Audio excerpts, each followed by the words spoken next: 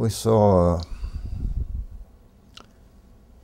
a person leaning up against a tree, and it turned out to be a Japanese captain.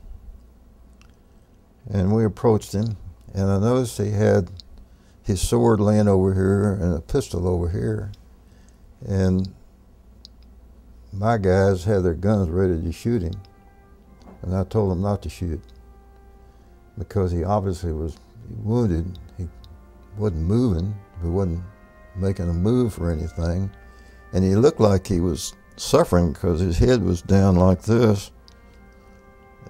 Not very dramatic, you know, but this is how I got the sword.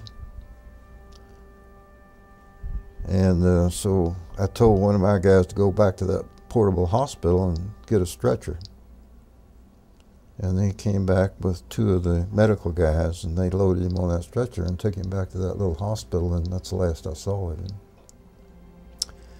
So, you know, my story of getting a Japanese sword isn't very dramatic. Well, it's not like he came up to me and offered his sword and surrendered or anything like that. I think he probably died. He was in bad shape.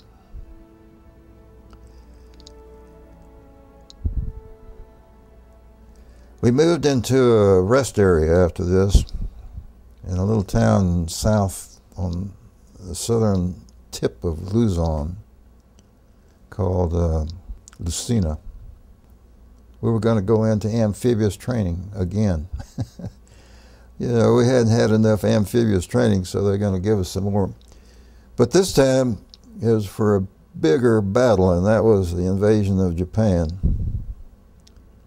So while we were doing that, one night we had this little open-air theater watching an old movie, and they stopped the movie, and a guy got up on the little makeshift stage and said that he was authorized to announce that we had dropped a huge bomb on a town in Japan. And it was of such large consequence that it may end the war.